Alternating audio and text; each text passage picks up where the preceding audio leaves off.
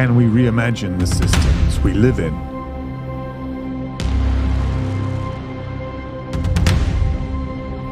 How can economics reflect our common humanity? And can we change it in time?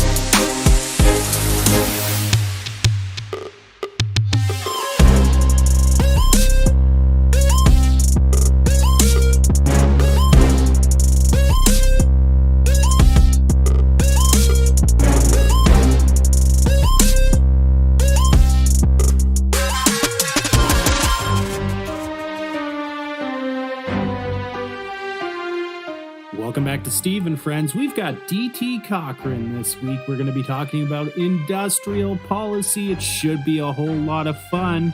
Be kind, stay safe, and enjoy the show.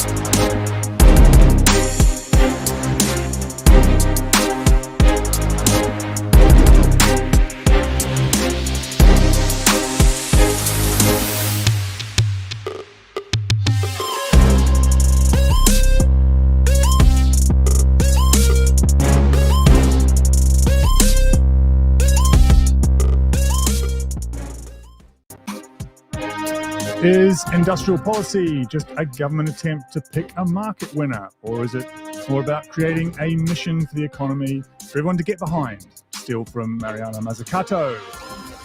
Let's get into it today. Rolling on from the deep dive we did last week about the history of system dynamics and limits to growth. Mike's summary was amazing, by the way. You should go back and check it out if you missed it.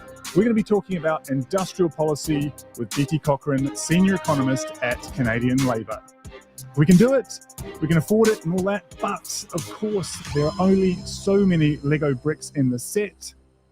As you'll no doubt know, Steve Keen and Friends is not in the everything is about to turn super abundant tomorrow brigade. You can use resources efficiently or not in all sorts of different ways, but you can't do it everything everyone wants all at the same time. Democracy, when it functions, is very much about finding a consensus on where to deploy people, talent, and infrastructure. Sometimes that means getting the private sector to do things. Sometimes it means getting it done directly by the government. Either way, industrial policy is the outcome of all of those forces being shunted in one direction or another. And as we learned from Denise Hearn before the summer, industrial policy looks like it could be making a comeback in the public mind. Today, as I said, we've got DT Cochrane. DT is a Canadian expert in tax and government in the past, but now he'll be talking about industrial labour with us with a deep understanding of how all of these elements shape our economy and society. He's worked extensively on issues relating to economic justice and corporate power. His insights into how government strategies intersect with industrial development make him the perfect follow-up to limits to growth.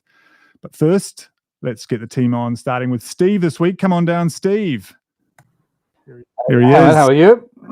Hey, no applause or anything like that. It's all gone quiet on the applause front, I'm afraid. We're cutting budgets here. So sound effects are... sorry about that. I'll give myself a clap instead. There you go. Exactly. Well done. How's your week been? You said you've been up to... you've got some funding through by the sounds of it. Finally getting some funding too. I mean, I'm doing the work anyway, but the work I'm doing on climate change is finally getting some funding through Carbon Tracker. So I'll still do the work, but it means I actually get some remuneration for it, and it'll cover some more public events. And with the opening being a talk in November at a little university called Yale, which happens to have a an obscure academic called William Nordhaus, who happens to be the leading figure there. So the show has some fun and games in Yale in early November. Hopefully some fireworks. Exactly. Okay, fine. So you won't bring him up at all, I'm sure. Of course not. I'm too polite for that. Far too polite, as we've always known. I managed to get back into. I've been open water swimming all summer, but this is the first proper winter swim in the lake. It's getting cold again. But I like to swim all winter, so I'm pleased to get back in actually. But that was my cold shower feeling. Like I've had the luxury of plus 20 something degrees water. Now it's like, okay, now it's 14. It's cold again. So that's how I'm feeling at the moment. It's cold water showers for me. Let's bring on Ty, shall we? No, actually, let's bring on DT. Let's just get into it today, shall we? Where's our guest? Here he is. DT, hello. It is a pleasure to have you. And you heard my opening there. I mean, if I was a conservative type of view, I'd be probably watching this and going, well, it's all about trying to pick winners. Was that harsh? Do you hear that a lot? Is that the sort of thing that comes up when you talk about industrial policy, do you find? Yeah, it's very much the knee-jerk response to it. But thankfully, I will say for better and for worse, industrial policy is very much back on the agenda. In Canada, all of the political parties are acknowledging that industrial policy has a role to play. Now, you still have the adherents of market fundamentalism who have this knee-jerk response, but more and more they're being pushed to the sidelines. And you're increasingly hearing their histrionics because they're not used to being on the sidelines, but more diverse voices are being allowed at the table to talk about how we get the economy that we want. My one caution is that some of the voices coming to the table who aren't market fundamentalists aren't necessarily advocating things that are better. So in many ways, it's made the role of right-thinking folks who have principles of equality kind of firmly at the center. We need to be speaking that much more loudly and insistently, and doing that much more research and analysis to support the things that we're advocating for. And industrial policy, it's a big sort of catch-all term. And what exactly that looks like is still up for debate. And I'm happy to be able to have a discussion with Professor Keane about this topic, because I know it's kind of near and dear to the things that he researches and is interested in and has been advocating for decades. Steve, do you want to give a your interpretation, you think, of industrial policy, just to help set the scene a little bit, back to the way that you see it, and just see how DT ties in with what he said? Oh, there's a whole lot of factors behind the arguments for industrial policy. I mean, probably the one that I like the most is when you look at when you want to have investment in different parts of the economy. There are some things where the rate of return and the length of time until you get a return is just the sort of thing that profit-making businesses never actually think in terms of. And that's actually got worse over time with the short-termism that's become dominant in yes, indeed. I was going to mention precisely that book by Avner Offer, and Avner is a good friend and someone who is influenced by the work that I've done, popularizing the work of John Blatt, who made the best possible argument about this, that corporations have a short-term horizon, which is not properly captured just by net present value, but that's the point that Avner has taken up in the book. If you look at the investment horizon of major corporations, particularly with the swing to the financial sector dominating in the last 30 or 40 years, if they can't get a profit in 5 years, they're not going to do it. That doesn't matter for things like car factories or Coca-Cola, that sort of stuff. They'll make it regardless. But if you're talking sewerage works or water storage, when that you've got to take 30 and 40-year horizons to get a return on that, if you're doing it for private profit reasons, they simply won't do it.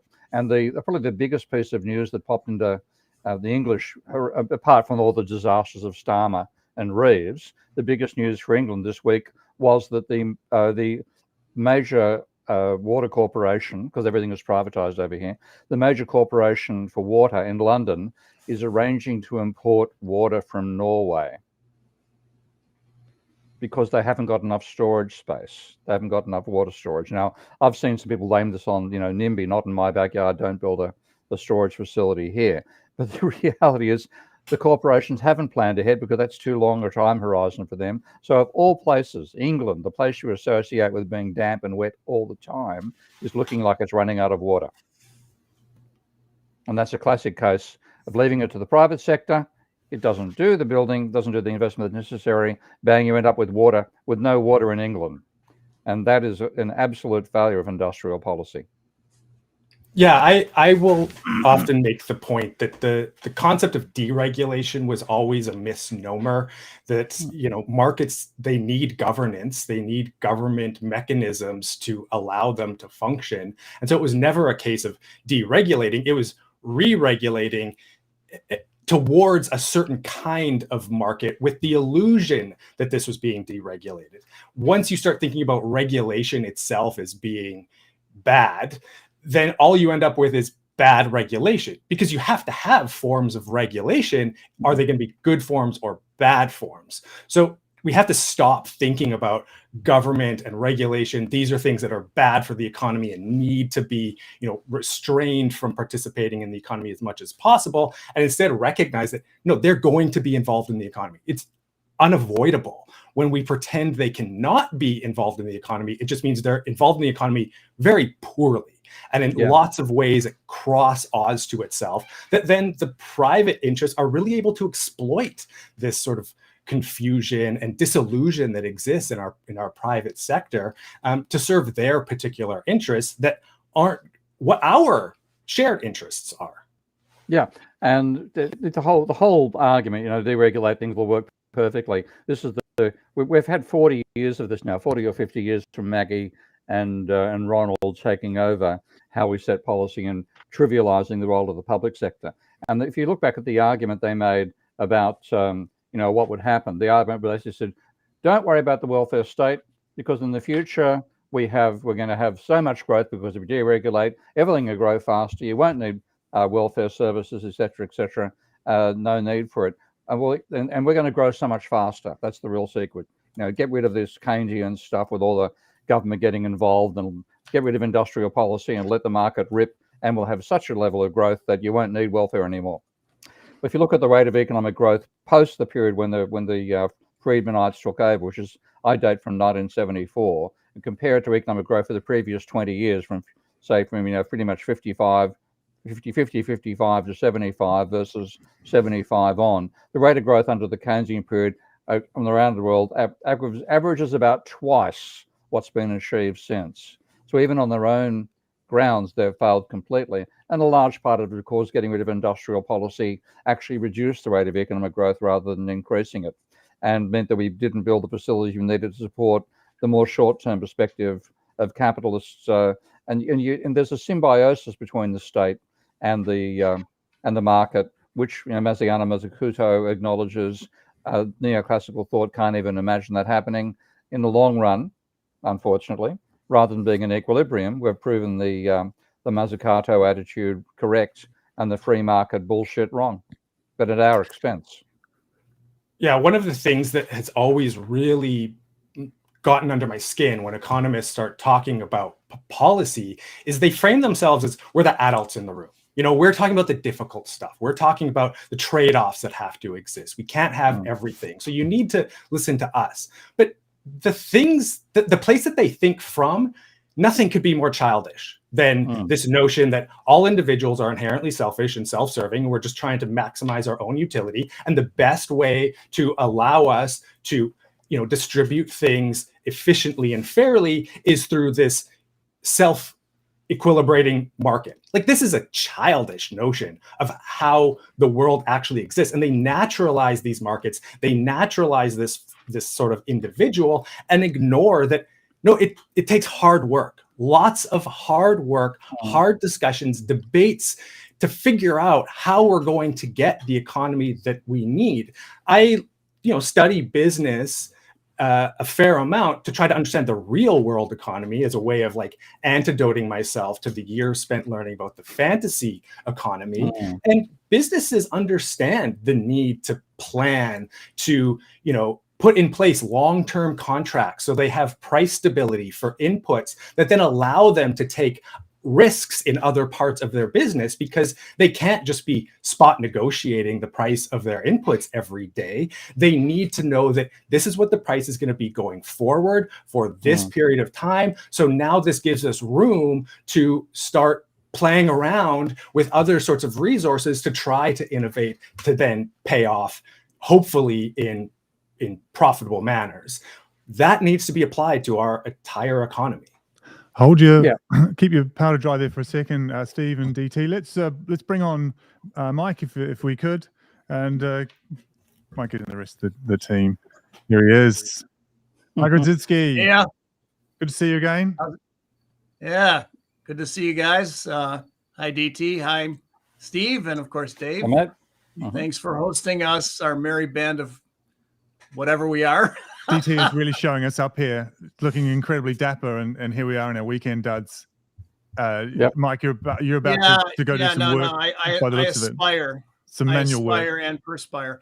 No, I think I mentioned the pre-show. As soon as I'm finished here, I'm going up on my roof and fixing a leak and then drywalling the ceiling. So no suit for me today, but good job. Looking nice. Very good. Let's also bring on Ty. So the whole team's in here. And I hope that people who are listening notice a slight difference here. Here he is. Hey Ty, how you going?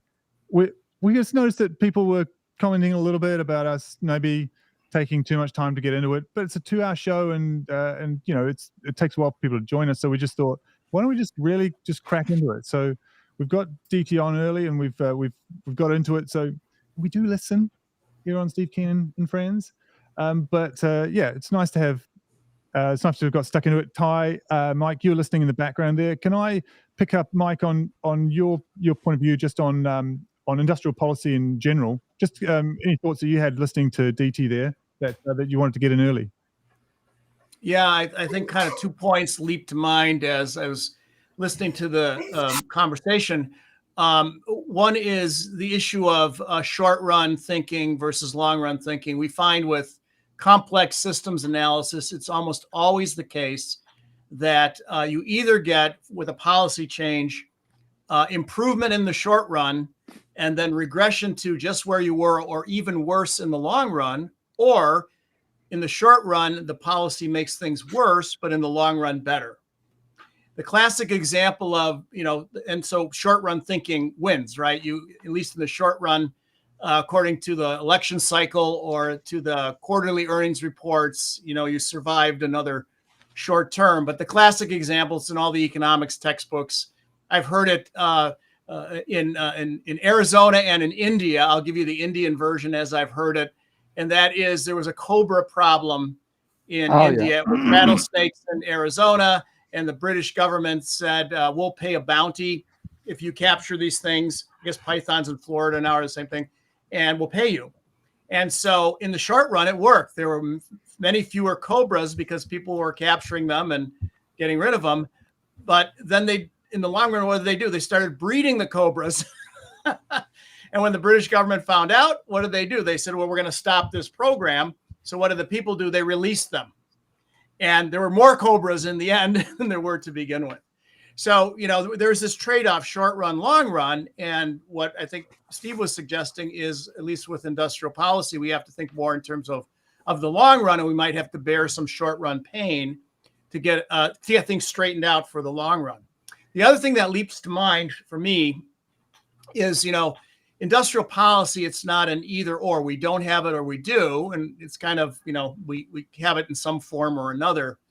But and I think this is what DT was saying is, we need to think carefully about what kind of industrial policy. And of course, it will not surprise anybody on this live stream to hear that I would advocate modeling to help us think through ideas for industrial policy. That our mental models can think of good stuff, but thinking through the long and short run dynamics of what we know in our heads. We're just not good at that. We need formal modeling to help us think through, what good industrial policy is. Ty, your thoughts as well? Mike just highlighted, the aspect I would have highlighted is we need good modeling just to kind of look at the feedback dynamics. I will say, how can we do this better with a gold standard and under a communist system? I'll put that out there for a soundbite. And then I'd like us to do the top chatter list. And Dave, I'd like you to pick somebody other than me. We can do that. So we've put that out there officially, or do you want to follow up on anything to do with that? Let's do the top chatters. Let's get into that. No, I wanted, Mike highlighted, the where I can contribute to this would be modeling, and Mike kind of covered that, so there's not much for me to add at this point. Let's do top chatters, and Mike, I'm going to get you to do top chatters for us this week. Sure. Okay. Again, no fear. Just plow ahead and don't stop. So, Danger Zone, Douglas Dowell, JD, Ghost on the Half Shell, Algorithm, Lana Dell Hates the Clock, Michael D'Souza Cruz, Tony Wilson, Bob Liori, Blue Bay, The Talk Watcher, Against the State, Shot, TR, Nadia Yvette Chambers, Reagan Boychuk, Ashgard Archaea, Dejang Ogeek, Panic Button, Nina Allchurch, Kevin Mays, William Branch, Larry Summers, Thomas Rise, Alex Plant, Captain Awesome, Dave Collins, Space Big Hammer, Hans Rudolph Sutter, Dave Wilkie, Satya Sarma, Helena, CBDC4AI. All right. Commissar 81, jawohl. Mike Foss, Aiden Wellsmith, CLD, Inventive Harvest, Toto Now, David Gordon, Jonathan Frost, Aussie Trader, Tenzin Namdak, David Fields, and of course, Pet Rock. I think CLD stands for causal loop diagram, Mike. Yes. I approve. Not quick enough for the sound effects. Sorry, mate. Very good. So let's pick up on a point that maybe I was getting preoccupied with this, but what's the most outstanding issue, DT, do you think might be in just your sphere of influence, or do you think globally for anybody considering industrial policy? What's the issue at the moment that industrial policy or good industrial policy could help us sit right or to be done better? Hard to pick one. Yeah, it's hard to pick one. It's so much So I just recently read a piece by, I always forget exactly how to pronounce her name. She's actually at Yale, Amy Kapczynski, about exactly how we're defining what industrial policy is, and that it will either get defined in ways that make it way too broad. Some will say, well, everything that government does is industrial policy, or it will get defined way too narrowly that, well, actually it has to do with international competitiveness. And her definition is along the lines of anything that's trying to shape specific sectors within the economy.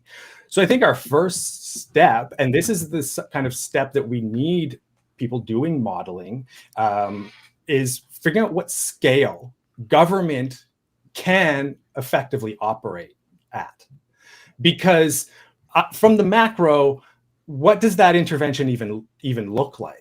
Like, how do you intervene at the scale of the entire economy? But you also can't jump right down to the micro and be provisioning absolutely every single good and service that people are providing. So we just need to figure out where government kind of slots, or public institutions, if I'm going to define more broadly than just government, slot into the economy. Where do they participate within the economy? Because, as I mentioned before, business is already doing a lot of this stuff. Industrial production, even restaurants need to plan for their own futures. And that will include coordinating with their own suppliers. This is where you start to get concentration from, because you start to buy up your competitors, or you start to buy up your customers, or you start to buy up your suppliers. But this coordination pre-exists that concentration process. So looking at what firms are already doing, they operate at different scales. the massive corporations, the amount of the economy that they effectively are planning and coordinating is really quite astounding. And the justification for it was, well, that they're going to plan it and operate it in ways that are beholden to the discipline of the market. Markets will effectively govern their operations. We see, obviously, that that's not true. The pricing power that exists, the harms that come from the corporations exercising that pricing power to serve their bottom line rather than the social interests seem pretty much undeniable. And this is part of where you're getting across the political spectrum acceptance that there's a role for industrial policy, trying to insert government, its coordination into these different scales of operation, I think is one of the first things we need to figure out. So, Steve, can we carry on with maybe, it seems like we're setting out this problem that people have with defining it, what industrial policy is. Can we carry on and maybe, at least for the next bit of the show, just keep really nailing that down? Because a lot of people, there's in the chat, people trying to give examples of where they think it should go, but without really knowing what it means to people, it's hard to know what to say we should do with industrial policy. Well, I mean, we're trouble is we're dealing with a version of economics which is well described by some historians of economic thought as being what they call whiteboard or blackboard economics, the sort of thing where you can write terms like GDP and production and firms and so on a whiteboard, but it bears no recognizable resemblance to any real economy. And that's economic theory, in other words, is stuffed up what used to happen in a fairly organic way, that governments tended to take care of things like education, roads, large-scale infrastructure. And the economists said, oh, no, government should do everything, without any real sense of the time dimensions that are involved in building various forms of infrastructure, various industries. And the profitability simply wasn't there for corporations to take on the elements of a modern industrial economy that got shot down by this whiteboard economics approach. So what we're trying to do is reconstruct the case where you say, well, there are some things that you need a long-term perspective on, where you're not really looking for profit, and which then underwrite the capacity of capitalism to do the innovative short-term stuff that is a necessary part of a capitalist economy as well. And the 50s and 60s, because we had so much planning involved in World War II, there was a continuation of that attitude in the 50s and 60s. And then it was wide-handed away by neoclassical economists. And then along came the inflationary period of the 70s. And they basically said that the market should take over everything. And what you've got out of it is the failure to do the long-term work anymore. My favorite example comes back to England virtually every time, because when you look at the state of English infrastructure, particularly the railways, but not only the railways, you have tragic underinvestment. Private corporations took over. They got effective monopolies out of the fact they could buy individual rail tracks. Therefore, they didn't have any real competition in the first place, which is necessary to make the so-called magic of the market worked.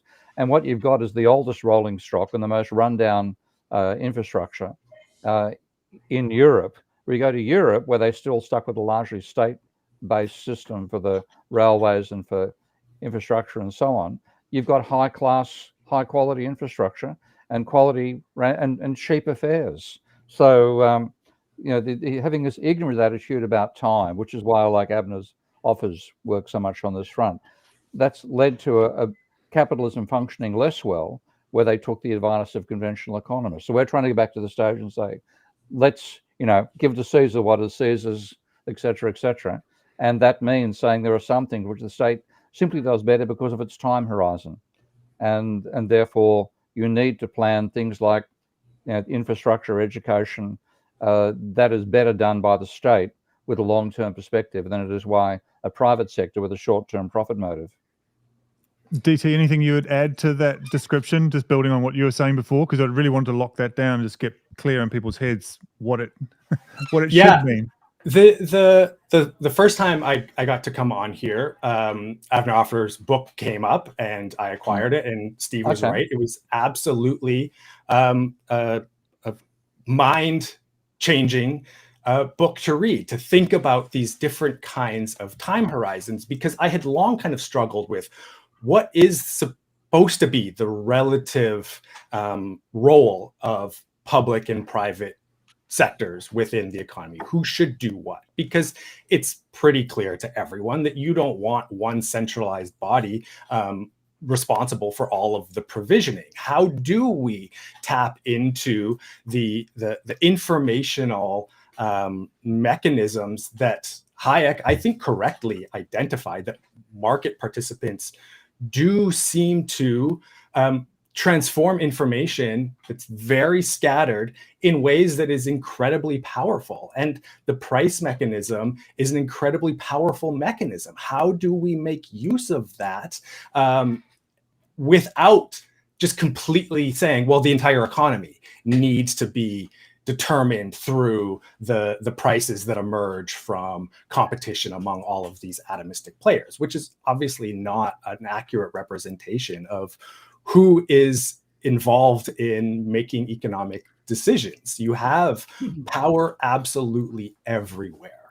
So figuring out the institutional forms to be checks and balances on that power to propel us towards the kind of economy that we want. And thinking in terms of time horizons is one way to get clarity on who needs to have the power when and where, and what kind of mechanisms need to be in place to keep that accountable. Because you don't want any one institution becoming so powerful that now it can just completely override every other institution. The issue with railways, you've maybe all seen that meme about China versus California and the building of high-speed rail lines, and how many thousands of kilometers China has built while California has built very little at much higher cost. Now, often this gets framed as, well, this is the failure of all of the government regulation that exists in California. It's because California cares too much about, the little animals that are going to be harmed along the way. No, the big failure is that this wasn't approached as a whole coordinated process to be undertaken. And the Chinese government, for whatever failings it might have, takes a coordinated perspective on this. It coordinates all of the players that need to be involved and aligned and having some certainty about their future and their place within this. That's what has gotten all of this built. It's not just because they ride roughshod over everyone's rights, not to say that that doesn't occur. And Mike, can I ask you about that, defining it long-term versus short-term?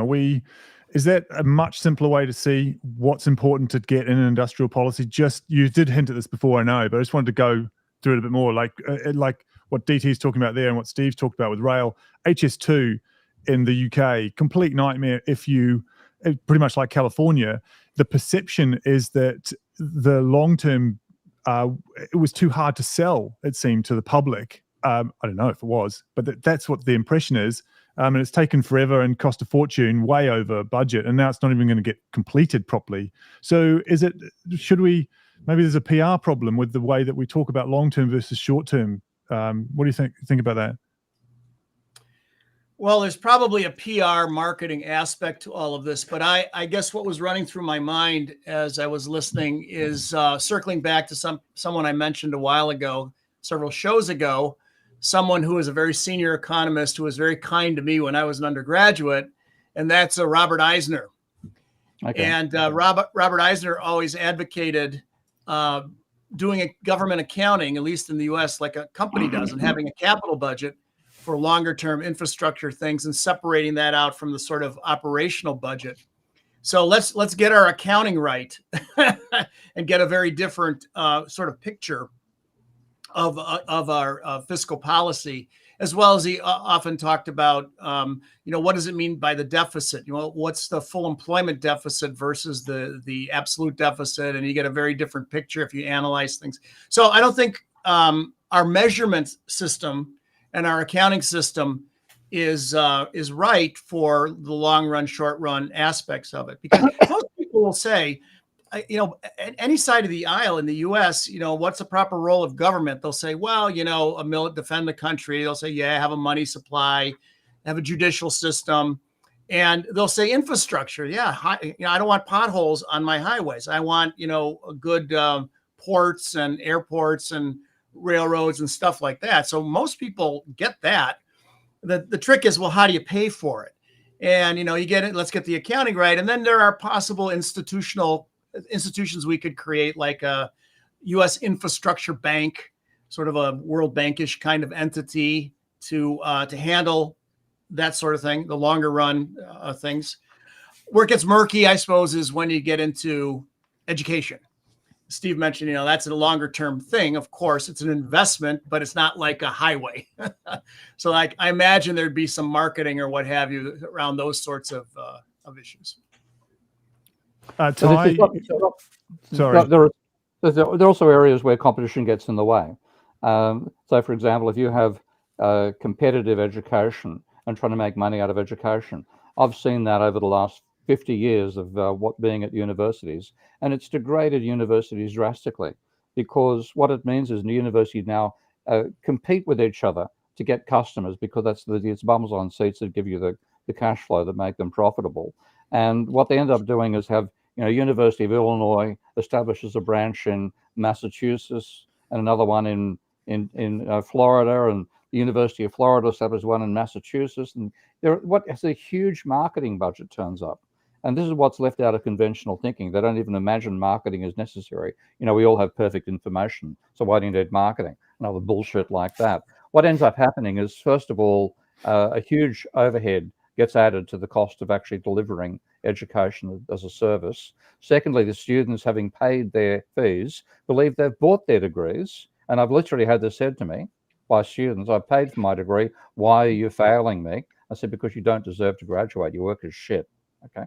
Now, and then I founded one of the universities. That will not name the university, but the staff were finally being punished for giving anything less than a 92% pass rate. And I don't mean pass, I mean higher than pass. 92% pass rate in the final year. I'm sorry. I'm not going to do that. So what you've got is a focus on commercializing something which is actually like a grading and training exercise, and it should be very, very hard to get into university, easy to fail if you don't do the work, and free. And then you don't have any qualms about failing somebody who's not up to scratch. And then what you see is the benefit for that isn't the profitability for the university itself. It's we have a highly educated workforce, which can then work for whatever sector they get into, whether that's government or the private. So trying to bring everything down to a market mechanism just shows how ignorant people are of how the different parts of society function. Ty, can I try a thought experiment with you just about system dynamics, and I guess how you picture where industrial policy fits into a system? How would you, if you needed to sell this to somebody who is very skeptical about industrial policy, how would you sell it from a system point of view? What would you say? Look, this is how systems work, and this is where industrial policy fits. Does that set you up at all? Yeah, it does. The first thing is what came up is the way public perceives a government policy, so a government institution and a public one. And specifically, those questions come up around industries where it's really hard to achieve the goals. So whether it's the private sector or the public sector, they encounter problems. So if it's a private sector industry, or industries within the private sector, and it encounters problems, there'll be a public perception like the government should step in and fix this. And vice versa, if it's a difficult industry to operate in and the public sector is in some sort of control, the public perception is this is government intervening again, and it's all the government's fault. So I think on those, to delineate those issues, one might want to look at the moral aspect of it, and that is it morally right to have a profit motive for this industry, i.e. Steve brought up a perfect example, and that's education. Is it morally correct to have a profit motive behind education, considering that's a long-term build of somebody's social amenability, we'll say. So that's the first thing I would cover, is try to delineate things through a profit motive. If it shouldn't have a profit motive for some moral reason, it should probably be instituted by the government. As for structurally how you implement industrial policy, like from me looking at it from a macro perspective and modeling these sorts of things, the one thing I notice is we're probably at a happy medium for capitalism between 25 and 35% GDP government spending. And the reason why I say that there's an upper and lower limits, well, the lower limits, it's simply a component of GDP, employment and output. That's a good thing. The upper range is how we fund our deficits. And right now, what's really an issue, and it's a necessity, is we fund them through bonds. And the problem with extending our government spending instead of just rotating some of the bureaucracy and diverting it to industrial policy is you now give more income to the higher earning households in the economy through bond sales, right? And that becomes problematic over time because you're creating inequality while you're trying to solve a social issue with industrial policy. So in that question, what I do see in a lot of our modern economies is wasteful government spending. And that's not to say government spending is bad. I'm just saying it's poorly spent, right?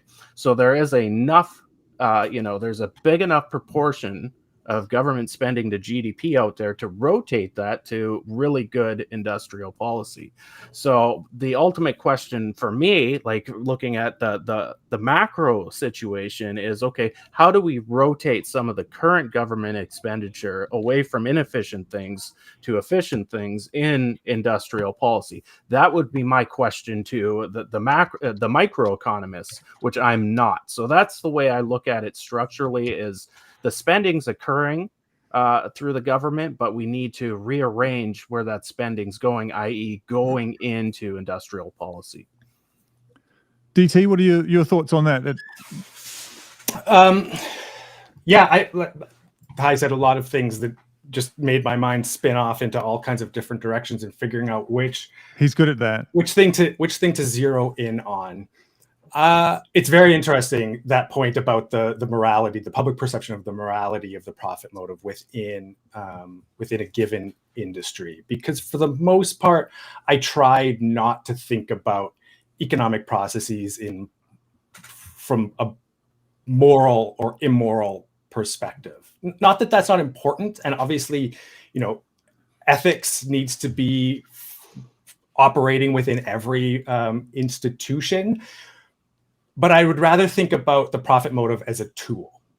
And a tool's not moral or immoral. It's right for the job or wrong for the job. You choose a hammer or a screwdriver not because one is immoral and the other is moral. You choose it because, well, I need to pound in a nail or I need to screw in a screw. So in certain types of sectors, the profit motive will make sense. And Avnerhofer, I think, gives us some guidelines on which kinds of sectors it makes sense in, and it has to do with the timeline of expected returns.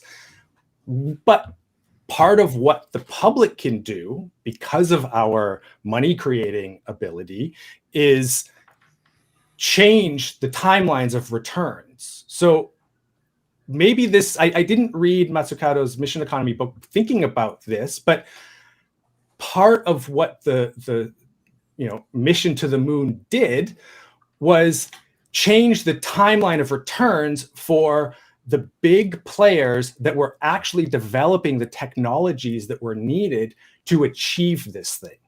So it wasn't just that government scientists were doing all of the innovating.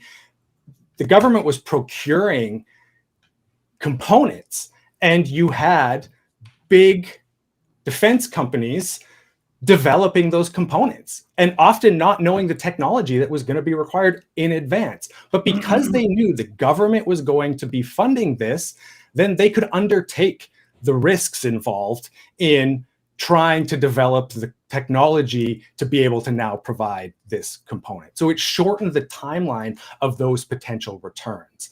And I think that needs to be part of how the government is thinking, where it can and cannot, should and should not be intervening into the economy. So if I can pick up on where the ethics and morals then does get decided, is it just at democratic levels? It's a hard one because, for instance, Andrew Sullivan had a question in the chat. So do the various panelists, including Professor Keane, think the idea of lowering the costs of living and the costs of production to their minimum for the greatest number of people and firms, does that matter, or should that be a goal, or where does that get decided? That's I guess I'm trying to get to the crux of using certain things as tools is great, but who's the decider? Where's the moral and ethics coming from, and how can we influence it? Sorry, DT, I'll give that to you for now. But if you think that's too hard to answer, I totally understand. But I'm trying to get to the heart of, I guess, where we start to decide the morals of industrial policy. Yeah, so I mean, part of what Amy Kapczynski is advocating for, and I'm fully on board with this, is that we need democratic industrial policy. So this is one mechanism where the ethics come in, is that the decision making is ultimately beholden to the people. Now, this is very broad and grandiose. The actual mechanisms by which we achieve that will be difficult to figure out. There's not a clear-cut answer. You can't be having a vote on absolutely every single industrial policy that a government may or may not implement, but making sure there's democratic accountability to that. At the other end of it is, because what I'm advocating for is that public institutions be much more involved in shaping and directing where the economy is developing, and they're going to be making use of the financial tools that they have available to them and pumping money into the economy to try to push it in certain directions. That money ends up somewhere, and where that money tends to end up is concentrated in the hands of the already wealthy because of the structure of ownership. So the other place where ethics pretty clearly comes in is getting those financial resources back into public hands, because where they have accumulated is not a reflection of the productivity of the individuals involved. They will tend to concentrate in the hands of people who are getting it because of what they own, not because of what they actually do, not because of the work that they're doing, or the work that they're doing is focused on the things that they own. So we clearly are having unjust economic outcomes within the very messy, uncoordinated kinds of industrial policy that we currently have. So we need to implement the proper policies to undo those unjust outcomes. So connecting these two sides of the ethics involved, the ethics involved in what are we actually going to do? Okay, now we're making use of the tools available to us. Then what are the outcomes from that? So the whole debate between equality of opportunity and equality of outcome is so misplaced, because these two things are hand in glove with one another. Equality of outcome transforms into equality of opportunity, and the public institutions have a clear role in managing people's involvement on the democratic side of determining what it is they want the public institutions themselves to do. So the people need to be wielding the tools, but part of wielding those tools are making sure that the people are the one wielding the tools. I don't know. Does that make sense? Yeah, it's a democratic, in the end, it's a democratic thing. The other issue here, though, is that like when you talk about market, the automatic belief we go to market, supply and demand and equilibrium, yada yada yada, gets in the way of thinking clearly about this. But one thing neoclassicals do talk about is when the private demand is for something, when there's spillover benefits or spillover costs from different industries. So if you think about the benefits of an educated population, those benefits accrue to everybody. Somebody gets to becomes a doctor, that's good for them in terms of income sense. It's also good in terms of having medically trained people who can take care of when you get ill. But if you leave it just to people deciding that they're going to become a doctor because of the profitability, you're going to have too few doctors. So there are many industries of that nature where if you just leave it, because there are so many benefits that accrue in general, you can't say, let's just leave it to individual purchasing power to determine how much of that happens. And again, education is a classic example of that. There's no great benefit to having a world in which the poor can't afford to go to school or university because they can't afford the fees. And what you have is an illiterate workforce that can't operate the machinery that capitalists want to have them employed to do. And then many other elements of that nature. Health is probably the major one. And the best example we have of how bad it is to privatize health is the US of A, which has got the most expensive health system on the planet and the worst life expectancy of developing countries at the same time. So by making it all this, you got to pay for your health, you have lower health, and it's being aware of those sorts of issues rather than just falling for the old supply and demand, X marks the spot thinking that you get out of an economic textbook. So let's pick let's do an example. Let's pick something that is maybe obvious, maybe not, that should have industrial policy in it, and we can then look at some practicals, right? So let's take, I noticed Tony in the chat a while back going, energy should have an industrial policy. Let's pick that one because it is central to some big problems as well. And just go, what could, where does industrial policy sit in it? What can it set out? What outcomes could we get if we really had industrial policy? And what can the market do? And is that one where we can maybe see both sides of the coin to get a clearer picture of what industrial policy does? Is that useful, DT? Yeah, I mean, energy is. I mean, Steve has done a lot more thinking about energy specifically than I have. I'm sorry, I'm not giving you labor, Emma. I'm not giving you an easy one. But I no, it's fine. It's like I like coming on the show because it is forcing me to think about things that, I'm happy to spout off about. But then let's start thinking about these a little bit more specifically. And talking about energy markets is a way of doing that. To me, it's very clear that the incentivizing approach to try to transform our energy generation systems, which remain very fossil fuel dependent, is just wildly inadequate. We're not getting the shift at the pace and scale that we need. So we need some other kind of mechanism to try to evolve that. At the side of consumers actually using energy, we've also seen what a fucking disaster it is when they're subject essentially to quote unquote market forces, where the price of the energy they're using is fluctuating so wildly that you don't know from month to month what your energy bill might be. And you can say, well, it will average out over time, but that's not how people are functioning. And then you have what are supposed to be competitively determined markets, and you start getting capture happening, and you start getting concentration that's occurring, often below the level of our attention.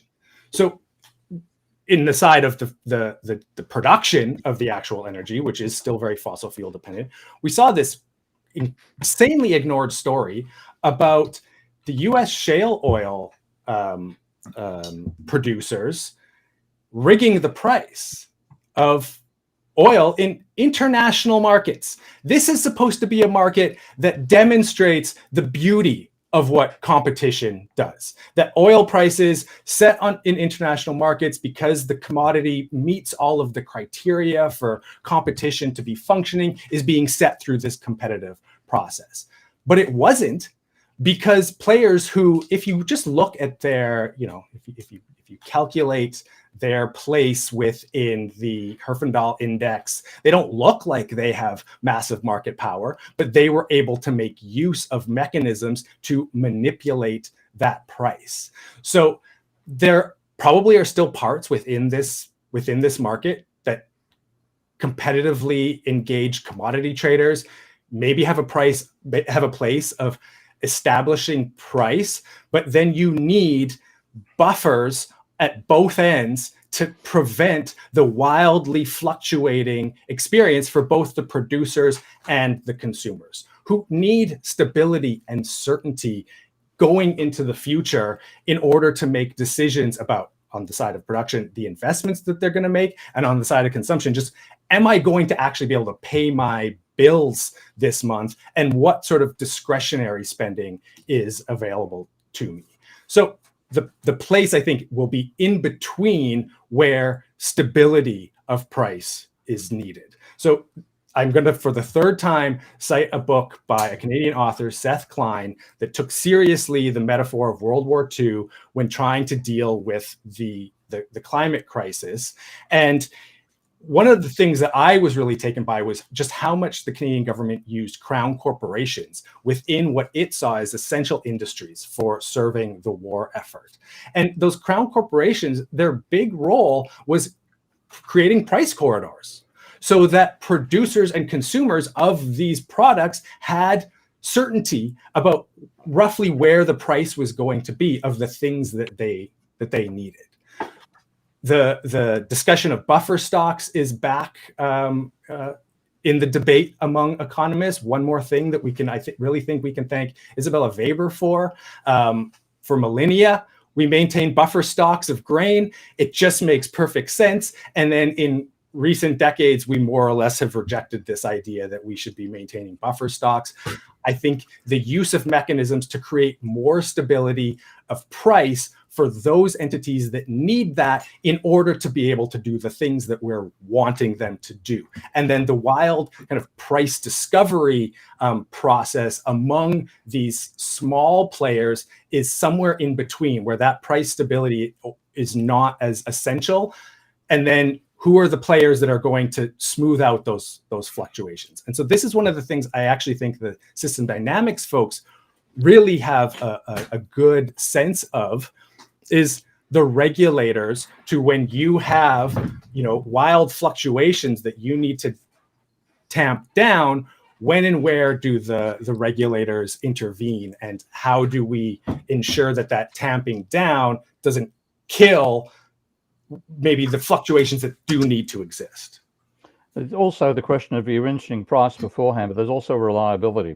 And there's no point having cheap electricity if it's going to fail randomly during the day, and meaning you don't have power for industrial processes. There are some processes like producing steel. We need 24-hour continuous power. You simply do not want any interruption to power.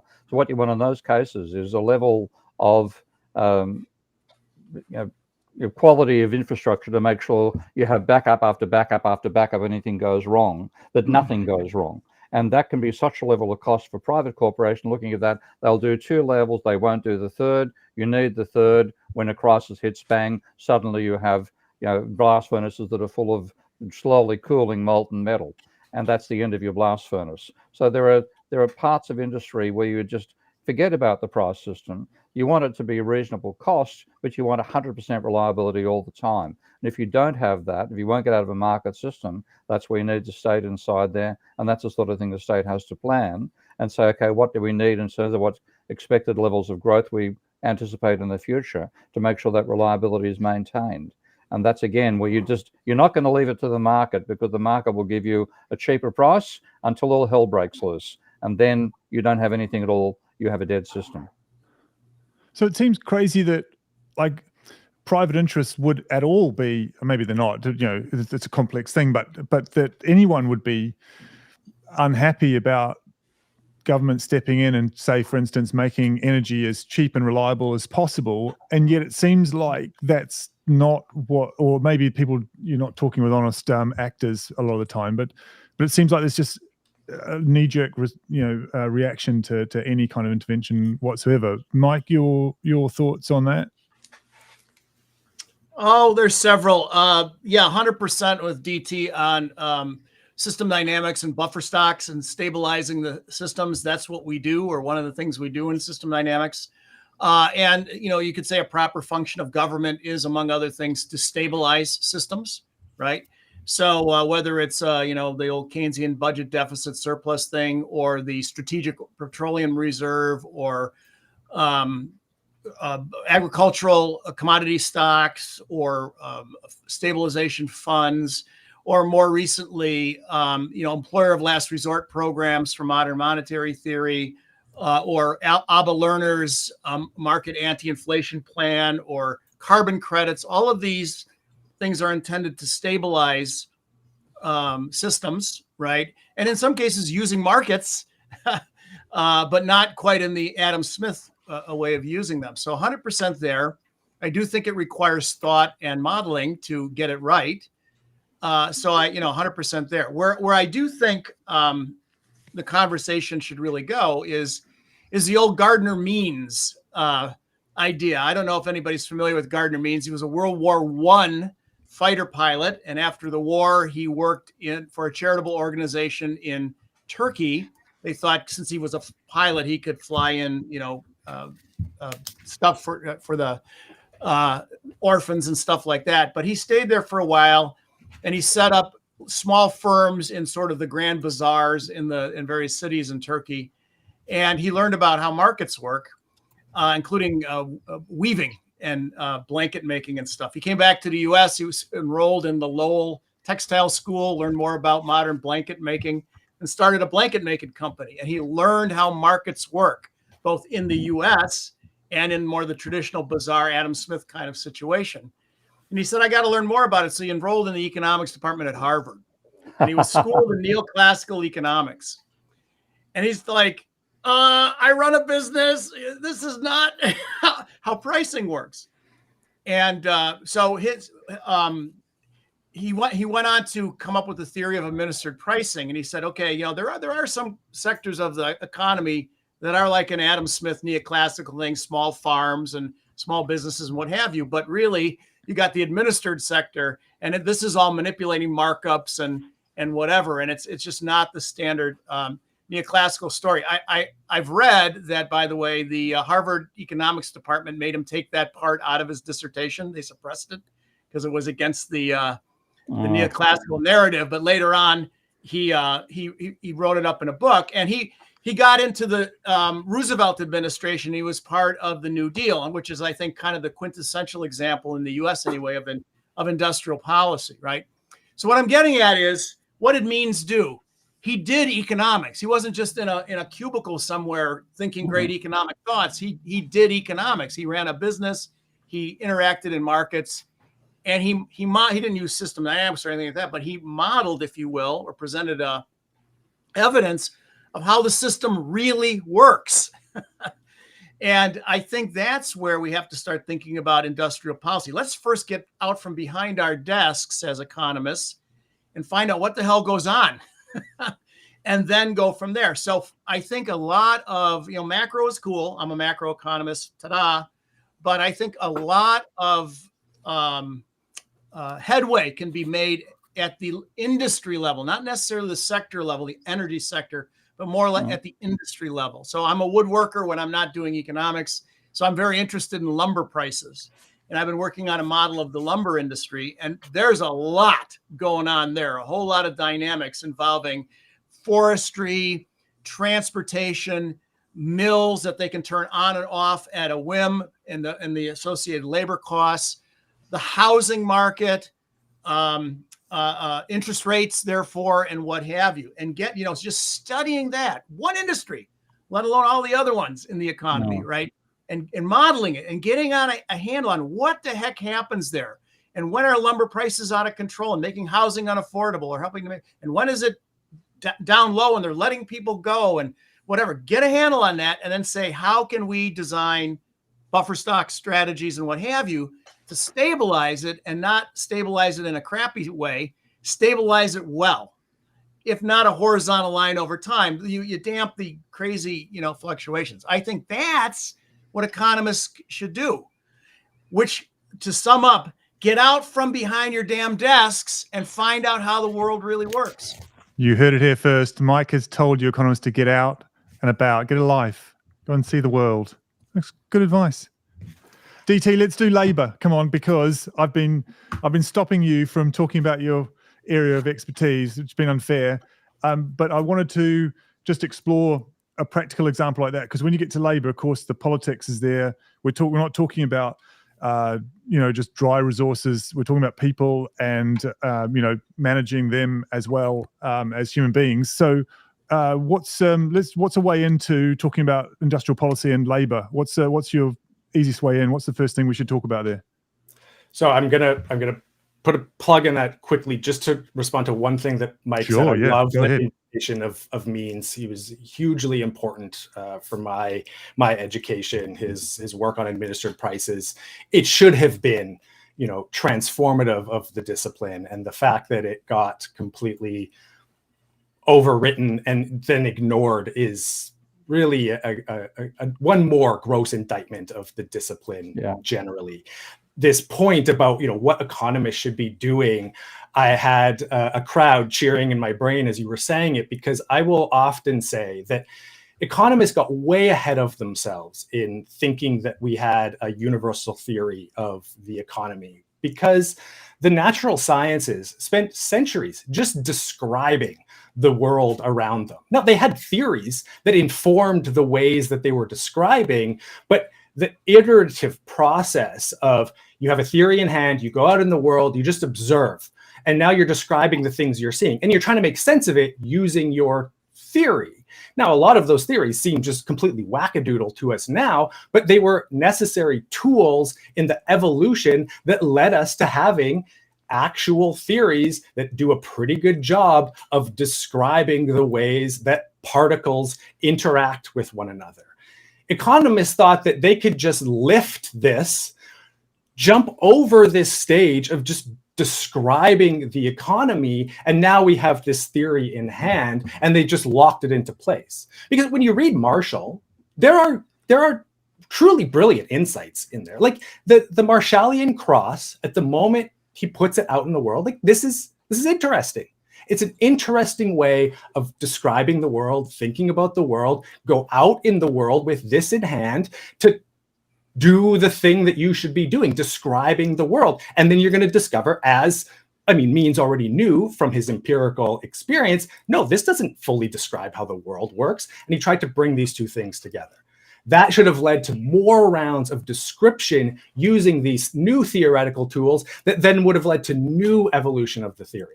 Now, one of the things that drives me nuts when neoclassical economists respond to, the rise of heterodoxy is, where's your theory? Where's your theory? What they want is arcane elegance over actual understanding. These are people who would be saying that medicine needs to abandon all of its nitty-gritty study of how these different diseases work in the body and go back to balancing the four humors. Because that was an elegant theory of how the body works and how we need to be treating people. Fuck your elegant theory. I want to know how the world actually works. So your call for more description, more studying, more modeling, using these tools, yes, this is huge. So this is my labor. I don't do as much of this as I would like myself, but I do try to look at what the data is telling us, what the flaws are in how the data itself is being constructed, and then bringing that back into new processes for measuring the economy that can help us understand it even better. Now, labor's place within the industrial policy that we've been talking about, recently, I've been thinking about it in the terms that I keep bringing up of price stabilization. Employers, when they're negotiating with suppliers of inputs to production, as I said, will typically negotiate a long-term contract to create stability of price. That's what they're doing when they're negotiating with a labor union. The collective bargaining on the side of the workers is negotiating price stability for both players in this relationship. For some reason, it's only on the side of the labor provision that this has been vilified, although this has been changing rapidly. The perspective on unions and the generally positive perspective on unions across the political spectrum has been a sea change. And I think it's part and parcel of a recognition that there's no escaping industrial policy. Like I said, with the regulation piece, it's just a matter of having good industrial policy or bad industrial policy, because if we pretend we shouldn't have it because the government shouldn't be involved in the economy, we're guaranteed to get bad industrial policy. Where does I'm curious from your point of view, where you feel the opposition comes from. Is it a really vocal, like libertarian mindset, or is it just a like half the business world think that there should be no industrial policy, which seems wacko? Where does that opposition come from? Culturally, do you think, or is it? Yeah, I mean, I think for the drivers of it, it's true believers in market fundamentalism, and these are people who they really think unleashing markets will make things better for people. That's sincerely what they want. But then I think they serve often as useful idiots for the vested interests who understand that government's going to be involved, and that the economy doesn't work the way that these market fundamentalists are saying that it does. But it's very useful for them to sideline and subdue the power of government, because then it's easier for them to use their resources to exploit the tools the government has available to it to benefit them. Steve? Oh, we've lost Steve. Ty, just on what you see with your... I don't know what to ask you. What have you been thinking just now? Because I haven't brought you in a bit. I just want to get your point of view. I don't want Troy to get mad at me, but I was looking at a list on Twitter of the best post-Keynesian economists, and they left off Steve. I'm so angry about that. I'm really, really angry. They got Mark Lavoie up at the top, which I think that's pretty reasonable. Then they have some more Marxist adjacent, maybe post-Keynesians on there. Some like MMTers, like, okay, Randall Ray, he's definitely grounded post-Keynesian. I was just really same. They left off Professor Rashan, so LP, which I think he's a strong supporter. So I got distracted. Okay, I got distracted. I wasn't listening to the show, and I'm guilty. What were you distracted by? Was it must be more interesting, so we want to hear about it. Was it anything to do with economics? Yeah, it had to do with the list that I think Steve should be on. I'm biased. That was what you're talking about. You're talking about that distraction. Okay, fine. I also have to announce next week we're doing an episode on energy. Tony Wilson will be guest on the show, just so everybody knows. So mark it on your calendars. It's going to be special. Tony is very abrasive. Let's face it. And so is Steve. Tony's in the chat. Do you agree with that, Tony? Oh, he's abrasive. He is rough around the edges, and so is Steve. So it should be pretty interesting next week. And I'm going to try to listen about that. Here's the thing: as I'm learning, as I learn more about economics, I know a lot less than I actually thought I knew. And especially to issues where industrial policy, I can look at it from the macro perspective, and I understand structurally how it fits in. I understand structurally there are limitations to the way the government can intervene in these markets. But really, this is a deeper conversation about microeconomics and each industry, and sometimes right down to a very large firm that might be performing these operations in the economy. And I know fuck all about that stuff. And right, so I'm more okay. I'm going to take this in. If DT says something really, really like powerful, I'm going to steal it. I'll write it in my next blog and say, look at this epiphany I had. If Dave, you say something, you always say something special each week, same thing. I'll steal it and use it for myself. And same with Mike. He's a system dynamic expert. And since I really like system dynamics, every time he says something that's, well, holy shit, he's absolutely right, I just steal it so I look like an expert myself. So that's what I've been thinking about. I'm going to comment on this post-Keynesian list because I'm really pissed off Steve wasn't put on there. I'm pissed off Rashawn's not on there. So I don't think it's strikes valid. Me, though, as a guy, as a doesn't want to be a part of any club that would have him, sort of guy. So I would feel like not being on the list is a badge of honor. Yeah. So yeah, don't worry about the schools that one maybe is or is not being recognized as a part of. It's part of Steve's actual heterodoxy to the heterodoxy as well, which I think is extremely important. My PhD supervisor was one of those guys as well. I'm gonna comment. I'm gonna be like, okay, well, here's the heterodox list, right? And I'm just gonna put Steve at the top and then run through some random names after that, and that'll make my point clear. DT and Mike, I want to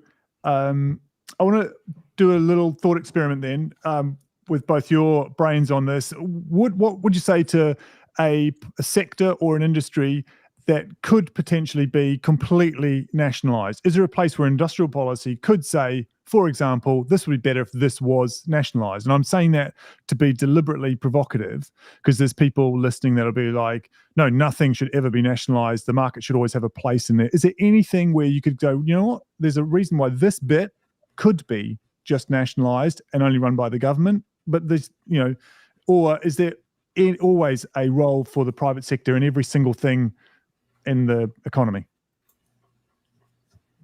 I'm gonna throw this out there because I've been thinking about it a fair amount recently, and that would be transportation. So in Canada recently, we had a call from the Competition Bureau for submissions on competition in Canada's airline industry. Now, we have a small handful of airline companies that serve Canada, and we had a nationalized airline for a long time, Air Canada, and now they're private, and they ostensibly compete with these other private players. Now, this is a pretty classic oligopoly that's functioning now, and it should be beyond obvious that Canada cannot have an airline industry that has the conditions to satisfy market fundamentalist conceptions of price determination. It's also very obvious that provisioning of air travel, both for goods and people, shouldn't be free at the point of service. So this shouldn't be like healthcare. The people using it should be paying a price for it. So it can't be provided competitively, and it can't be provided free in the standard way that we think about government provisioning in Canada, healthcare being the main example. Air transportation needs to be provided in a way that's predictable, comfortable, and good for those using it and those operating it. Businesses, communities, individuals all depend on having this reliable provision of air travel. These are all of the conditions I think that are needed to have this operated by a single body that will determine what routes we're going to have, taking in information that market mechanisms are not going to deliver. Because once we started trying to adhere to market mechanisms, this means more rural areas are going to be underserved, just completely cut off, or the prices to go to those places are going to absolutely skyrocket, which feels completely unfair, and it's not in the best interest of the country as a whole. So the prices to be set on making use of this need to come some other way, and having one single body that can be accountable, democratically accountable through other institutions, and can't be accountable through the institution of market governance, to me says nationalization makes a ton of sense, and then operation through some sort of arm's length entity so that it can't be whipsawed by the political interests of the day.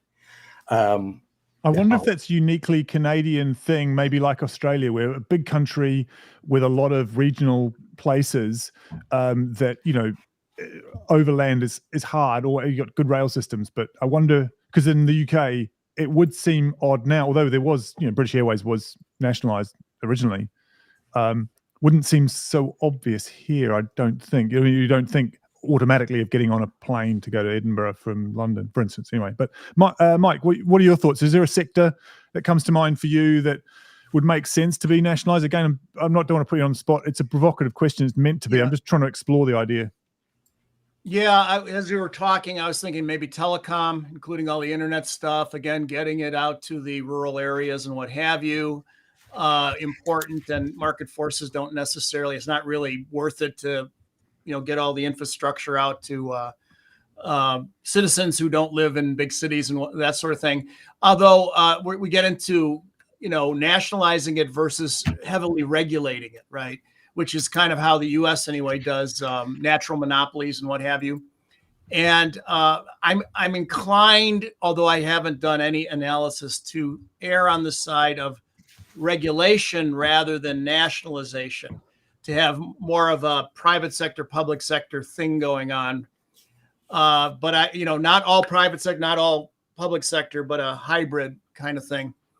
And I want to say in our conversations here, just to get it on the table, that there's a bit of a sort of implied, at least to me, notion that the government acts in the public good and the businesses act in, so self-centered or in the interest of the shareholders or what have you, and not necessarily in the public good. So we need regulation, we need nationalization, whatever.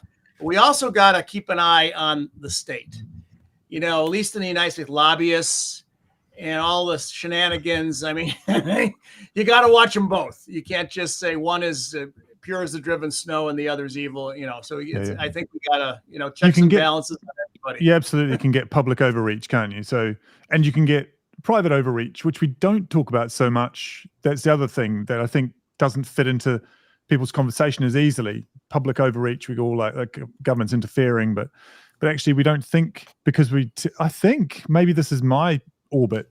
It tends to be like everyone's telling me that there's not enough private and we need more, and I'm always like, you do realize you can have private overreach anyway. That's the thing.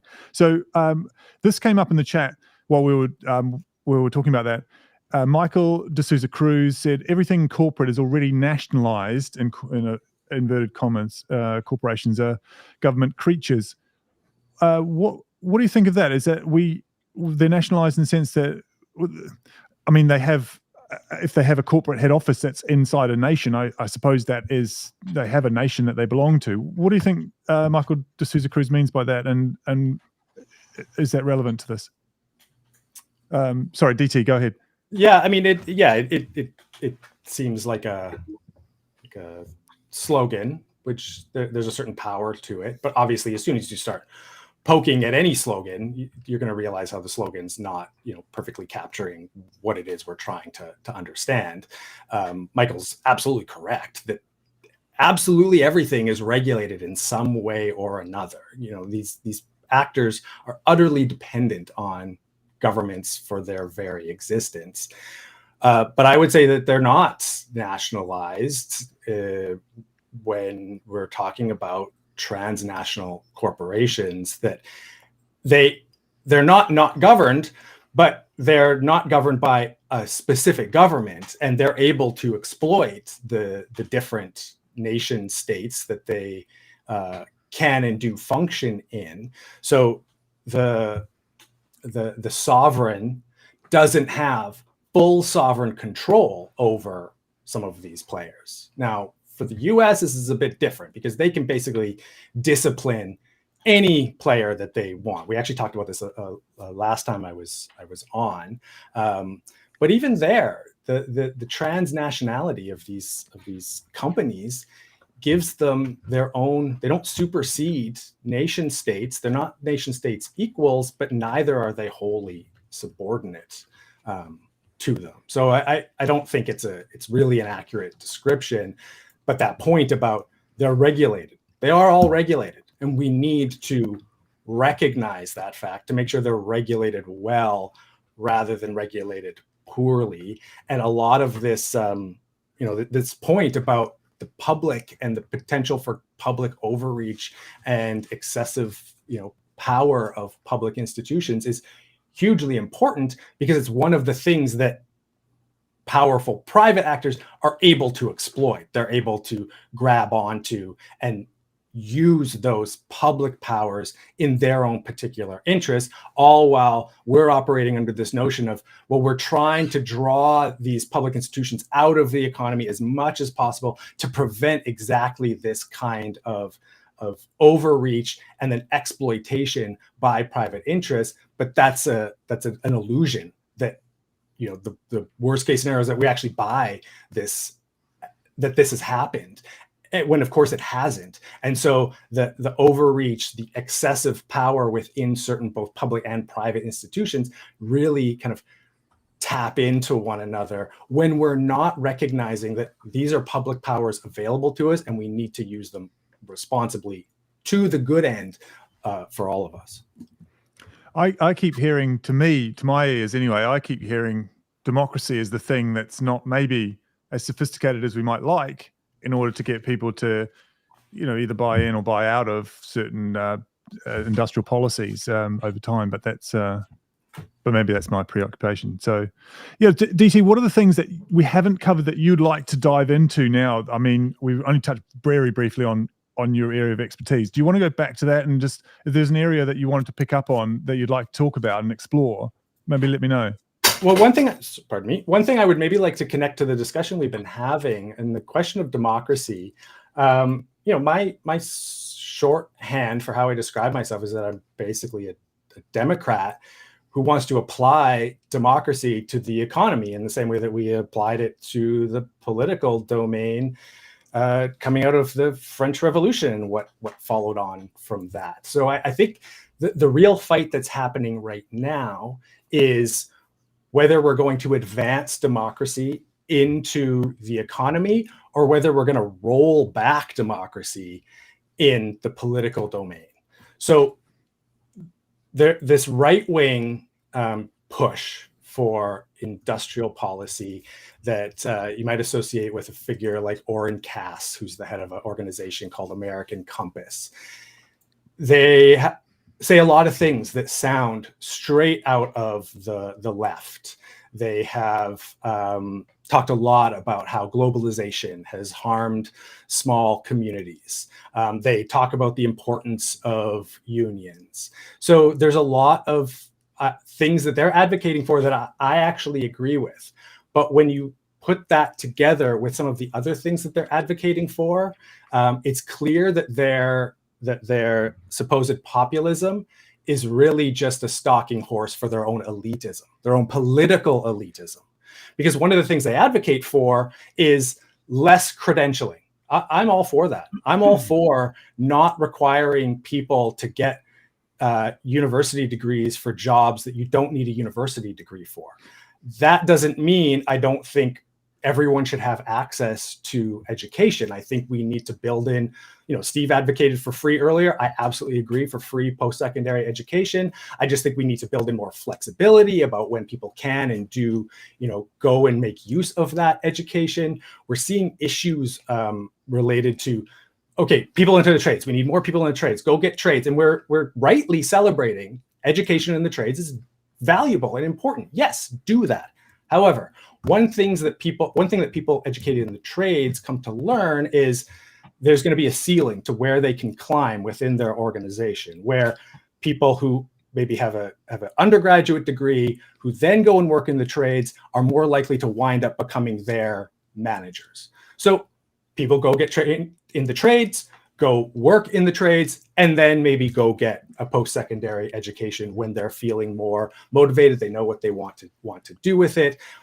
On coming from this right-wing faux populist side, it's a bunch of very well-educated people saying this education that was valuable for us, you don't need that. That's not for you. They're celebrating these blue collar, people who, the down home workers that are so important for our economy, but they don't imagine a place for them in policymaking. That's not for you. We're going to be here advocating for the policies that will serve your interests. So I think it's this core of elitism that folks like Oren Cass, he wants him and others that he thinks are intelligent enough to be involved in making policies that are good for the rest of us. Where I want the democratic mechanisms to be extended out of the political realm into the economic realm with more diversity of what those mechanisms are. I'd love to get practical about your thoughts on that, DT. What are the citizens' assemblies, or is it an upgrade in what we vote for and how we do it? Any sort of practical, have you given thought to that, or are there things you're already behind?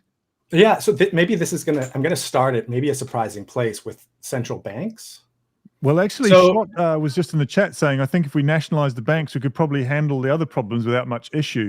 We need window guidance and to not allow credit emission for non-productive uses. Not sure what that last bit meant, but yeah, so there's some sentiment that might be ahead of you there. Go ahead.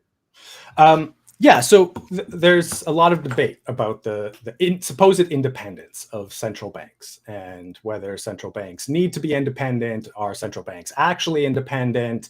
My perspective is that we've created this illusion of independence that does serve a certain purpose. You don't want central banks, again, to be beholden to the whipsaw of whichever capital P party is in charge of the government.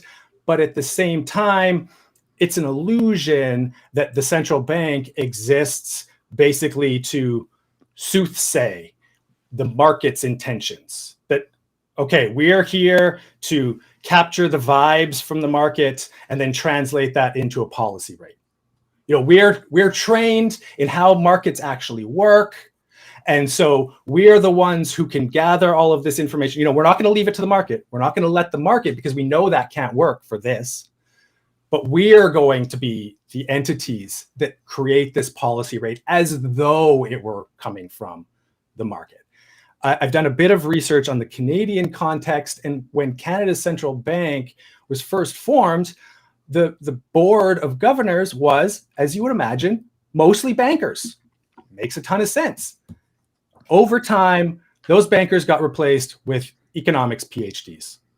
And currently, only one of Canada's Board of Governors members is not an economics PhD. So them operating at arm's length from the government is very, very important. But they shouldn't be operating at arm's length from the government under the control of this very exclusive body beholden to a single notion, a shared single notion of how interest rates are set, how prices are set, how the economy can and should function. It needs to have more representation on that board because of the importance of what the central bank does. And I think we need more institutions that are structured similarly to the central bank, that exist at a certain arm's length from the government, that are given periodic mandates to accomplish the thing assigned to them. And then you have representatives of stakeholder bodies as part of the governance of that. I don't know a ton about the actual history of sortition, which is, rather than people campaigning and then being elected, is you throw your hat in as like, yeah, I would do this, and then we just draw people at random.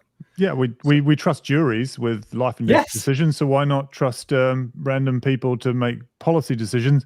Of course, there's always this antagonism between how many technocrats do you want, though? You want experts in these decisions, and you want also the public. And is there an argument for balancing that somehow? It's exactly balancing that, where the decision makers are representatives of the people who are getting information from the experts. I mean, our current democratic system already has this, in place a little bit. Representative democracy in that way, or something else. Yeah, like in Canada, our House of Commons regularly, they conduct studies for the policies that they're debating and implementing, and they bring in invited experts to advise on those things in all kinds of different ways. And this has, when you're engaging with bureaucrats that are key parts of making these policies, it is often, just very technical. The things the evidence you have, how that informs the specifics of the policy that we're putting into place. And then you will go and talk to the capital P politicians involved. And they are, for the most part, even those who belong to parties that I disagree with, I think genuinely want better rather than worse policy. Even if they're motivated by certain principles that I don't agree with, but they're also always beholden to the next election cycle. We know this. We know the problems that come out of that. So having just randomly selected individuals, like for a jury, who then are listening to experts, the examples we have of that are almost always positive. So in Canada, we've done a couple of rounds of, let's change our first past the post electoral system. So whoever gets the plurality of votes, that's it, they're the winner, in favor of some form of instant runoff or proportional representation. What's been done is forming citizens' assemblies to then be taught about all of the different possible election systems we can put into place. What always comes out of that is extremely strong support for some other kind of electoral system. But it's always more complicated than simply going and dropping your ballot off. So then from the citizens' assemblies, we've had referendums that now bring what they're advocating to the people to vote on, and they almost always get rejected because of this shift from they've gotten to sit, randomly selected people get to sit and hear experts explain the different kinds of options that we could have in place, versus then when it's brought out for the election, now it's all going to be simplified, caricatured, vested interests are going to come into place to try to sway things one way or the other. And we get an outcome that I think is worse for all of us. It is a democratic outcome, but that's not the same as being the better rather than the worse outcome. Yeah. So there are more democratic tools available to us that for the most part, we don't really even acknowledge. No, that's it. Well, look, you're preaching the converted. The more I hear of sortitions, the more impressed I am with them. Steve has, I'm pretty sure, heard of sortitions. I think we've talked about this briefly before. Mike, I'm going to bring you in 1 sec on that. Just going to build on the democracy side of this, and I'll just help set the tone a little bit more. There was a comment there from Michael D'Souza on listening to DT saying, no, there are some decisions I don't want to take part in democratically because I don't have the knowledge to be able to make good sense. I'm not going to tell my doctor how to do their job. And I think this is the fear that people have, that everyone has to be involved in every decision. It's like, no, well, sortition at least is a good example of a way that you can involve people like in a jury service. If we trust the public generally, which we do with life and death decisions, can we not get more complex decisions made without recourse to lobbying groups or other outside interests like the media? Just the experts, the citizens, and a decision each time. Mike, what do you think? Well, I guess I'm reminded when I was a college student years ago, I in the summer, I would lay gas pipe, put in new gas pipe. And invariably, particularly at the beginning of the week, we'd cut off a neighborhood and we'd dig the holes. And there would always be a retired guy who'd come out of his house and come over to where we were working in the hole and say, "What are you doing?" We'd explain. And then he would offer suggestions on how to do it better.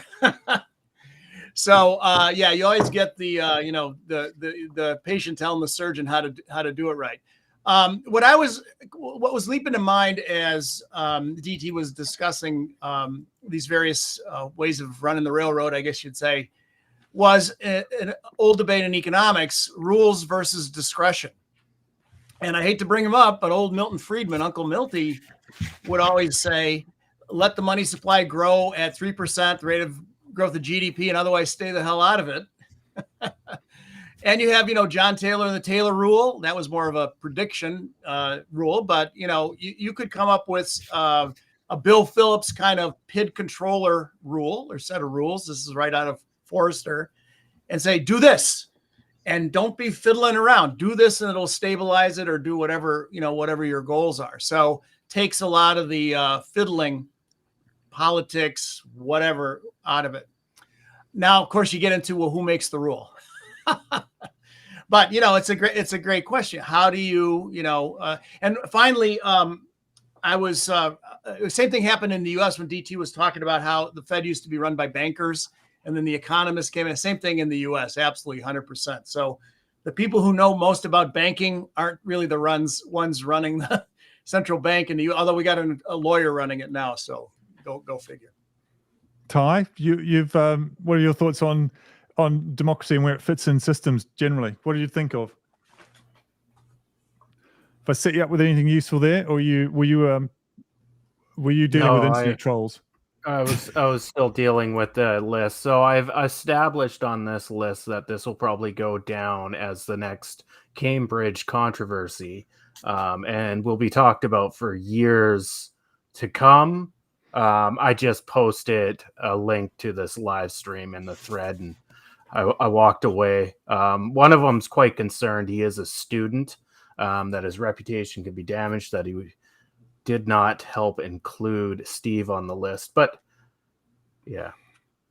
So with system dynamics, like with my national model, which we call messy, a lot of people have asked me, what's the political element in it? And I don't exactly have one. I did do a blog some time ago, and I basically used the predator-prey model as an example of politics and how it works in aggregate. And so we see a pendulum, every 10 years or so between the left and right. So that's as far as I've gone with system dynamics and politics. So in my national model, a lot of the policy options, so the user can go and use it, it's done as a simulation if you're the politician or you're the central banker. So it's exogenous to the system, right? Because that's where our policy levers are generally based. So you can either have a left-leaning policy or right-leaning policy. But I've never really endogenously modeled it myself. I'm sure Mike has, but no further than the predator-prey model I did a few months ago. Basically the model, so predator-prey model is, foxes eating deers, so as the fox population got bigger, it could be considered the conservatives. I don't want to make them the predator, but I will in this example, right? And they're eating, all the deer, and eventually there's not many deer left, and that represents negative feedbacks from the general public of just growing tired over conservative ideas, blah, blah, blah, blah. So that's what I've done with it. I'm sure, Mike, you have to have something more sophisticated for like a political model, maybe the swings between left and right or different parties. Have you done something like that in all your years of SD? Well, yeah, let me reiterate that you're absolutely right. In the traditional economics models, taxing and government spending is exogenous. And the punt by economists is, if you want to write an equation there, go talk to the poli-sci department, because that's not our sandbox. But yeah, in system dynamics, Barry Richmond wrote a beautiful doctoral dissertation where he formulated the government sector of Forrester's system dynamics national model. So there's a place to look for at least somebody who's used system dynamics to model governance. And my colleague at WPI, Khalid Saeed, has a model, Farmers, Soldiers, and Bandits. And it gets into the a population being swayed one way or the other for kind of the sentiment of the government. So there are some people who have looked at this. I think there was one too, a political scientist named Richardson years ago at American University had a sort of a political economy system dynamics model. So it's been done to some degree, probably not as much as we should be doing. Very good. Well, I'm going to take this moment to just have a quick plug or two for some of our sponsors. And one of them is Business Film Booth, which is me. BFB creates uncorporate video that increases your lead conversion rate. Getting leads is expensive. not converting them into meetings and sales even more expensive. So I help businesses transform the space between their marketing and a sale. Starting on our system is free, except for some equipment, and all you need is a face. And also, I'm going to plug planksip.org, another of our sponsors. As a philosophy and culture media outlet, Planksip helps emerging thought leaders with personal branding by co-creating organic content. And while I'm here, if you didn't know, if you're new here, Steve's Substack has got a Patreon, or you could just start by following for free. Critical look at economics from a professor of economics, and you can join his Patreon page at all the W's, patreon.com/Prof Steve Keen. Just Google Prof Steve Keen plus Substack, you'll find him. Where most of those posts, like I said, are free, so you don't have to start with the paywall, but that's the place to go.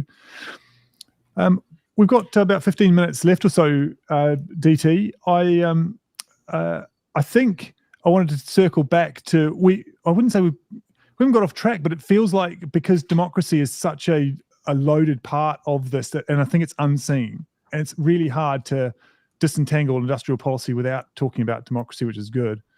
I sort of wanted to get back to some of the more practical elements for you on labor and the sort of struggles that you've got right now. And it might just help us give us another window into the practical side of industrial policy. Do you think that's a good thing to do? Just maybe pick up on one issue that you've got lately that might be worth talking about.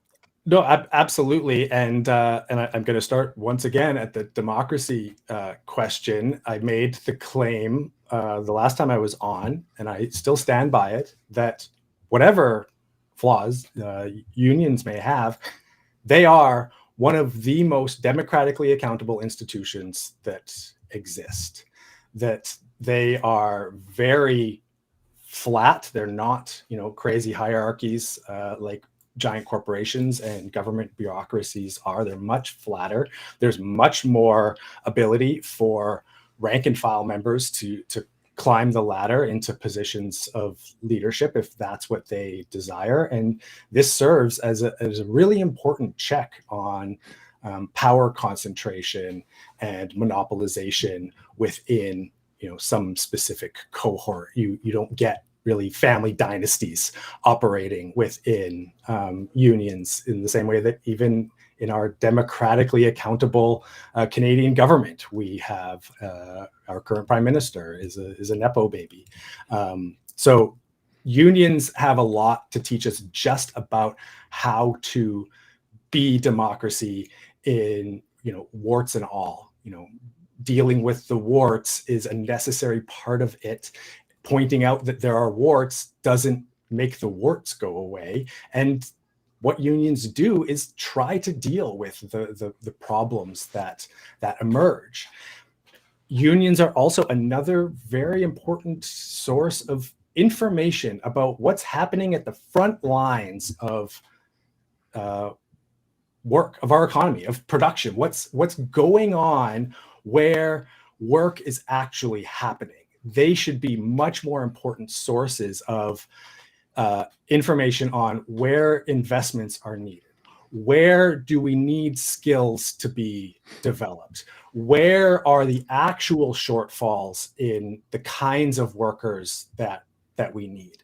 That information should be coming up from those rank and file members much more. And unions do this kind of gathering of information. They have a lot of insights that should be taken much more seriously by government. Now, with more and more lip service being paid to the important role of unions, my sense is that bureaucrats are listening more. Unions are being acknowledged as a stakeholder, to use a bureaucratic buzz term, and participating in these kinds of conversations. But at least in the Canadian context, the brainworm of markets know best is still so strong that even while unions are being listened to, it will all be filtered through, okay, how does this relate to market failure? Because that's really understood to be the only place where government has a role in the economy, is when markets are failing. And unions are recognized by some people who adhere to the markets know best notion as a mechanism to deal with problems of market failure, we need them to be given a much richer role, to be informing where our economies can and should be developing, not least in the kinds of labor that we actually need. I spotted a little bit some discussion about, trade, workers in the trade, supply and demand, prices, and I haven't thought a ton about it in these terms, but this is another place where buffer stocks and the job guarantee should be coming to play, because the demand for certain occupations is going to fluctuate, and it's also going to follow trends. Now, if it's on just a fluctuating downturn because there's less demand, say, for pipe fitters, then we don't want people to stop being pipe fitters, because when there's more demand for pipe fitters, where are all the pipe fitters coming from? But if there's a secular downward trend in the need for pipe fitters because, of automation or whatever other reason, then we need retraining. We need to make sure that these workers aren't just sitting waiting to now have increased demand for them that they're ready to supply. We need to be shifting them where other kinds of labor are needed. So the rapid evolution, or the potential for rapid evolution, that honestly isn't happening as it should be in our technological systems, requires a certain flexibility of labor that training is a key component of, and we aren't doing it the right way, in part because unions haven't been empowered as much as they should be in identifying how the costs of training should be allocated, because there's an individual benefit for me to get trained, so it would make sense for me to make an individual contribution. But there's a public benefit to a worker getting trained, so there should be a public contribution. And there's a private benefit on the side of the employer to a worker getting trained, so the employer should make a contribution. How are we going to divvy up these costs in a way that, God, now it sounds like I'm a cost-benefit guy, and I really am not. I understand system dynamics as kind of the antidote to facile, naive cost-benefit analysis, but recognizing who the different participants are and how costs should be allocated is really one of the key tasks that businesses have, that the whole government has, when trying to understand where our economy needs to go. And unions, as the voice for workers, have a very, very important place within this that needs to be thought about and developed much more. And I'm hoping it can be, because the just general vilification of unions seems to be waning. As Alvin Toffler said all those years ago, I mean, this is a 70s book, Future Shock, but he was trying to explain to industrialists about government policy. They were saying, well, what benefit does all this give? What benefit does society give? We do everything. He said, who trained your employees? Do you know what I mean? So it's quite possible that the cost is inherent in workers before they even go and work a first day of their job, and it's paid for by us somewhere, mums and dads, university, and so on. So yeah, I think there's an element of that. I wonder if these big cycles of, say, unions, for example, where they come in and out of favor, seem to be coming back, where people want to have the level of protection that they had, and then they go away again. I was just wondering if we're coming back into one of those cycles. I don't know if that's a question there for systems guys there, whether or not these things have become popular again because of cycles. Yeah, if I just say a couple. So I've been remiss. I wanted to point out to DT that he should be a system analyst, because we use DT in every single system dynamics model for the change in time. Yeah, the guy who taught me labor. I don't get that, but I'm sure people in the chat do. jokes, math jokes, right? Okay, fine. So the guy who taught me labor economics, Chuck Crapo, had a model of union / firms with monopoly power interactions, and the model was ability to pay, ability to make pay. And so, in order to get a nice union contract, the firm had to have the ability to pay, and the union had to have the ability to make them pay, right? And so I've done some modeling around that concept, and you do get these cycles. When when the union is not, according to its membership, achieving its goals, not getting a good contract, union membership starts to fall off. Why bother? Why pay dues? I'm not getting anywhere. And similarly, it could be because the union isn't good, or because the company doesn't have, at the moment anyway, the market power to absorb the necessary markup to compensate the employees and whatever. So you do get these cycles, right? And it's all about power, as DT mentioned before, and that's what's really not ever taken into account in traditional economic analysis, right? And the idea that unions provide countervailing power to firms with market power and so forth really is, again, real world. That's what happens. Not 100% in the economy, but in most of, or the large firms in the economy, absolutely. So that needs to be included in our models. And again, let's, we're shame on the economics profession when it doesn't do that. DT, what was the old outfit you used to work for? Canadian Tax Alliance? What was Canadians for Tax Fairness. And who? What outfit are you working for now? Canadian Labour Congress. So it would be D Cochrane over DT equals Canadian Conference minus Canadian Tax Federation. Carry the one. That would be his official ODE. I feel writing like equations in real time. There's this quip in economics that for every formula you include in your book, you cut your readership in half. I feel like the number of viewers has probably just been cut in half drasticly as these math puns are being. I'm so glad thrown that out you did there. that, DT, because otherwise I was going to have to. But Yeah, I have training in just straight up economics. I did my finding your first order conditions is a pretty important part of the whole thing.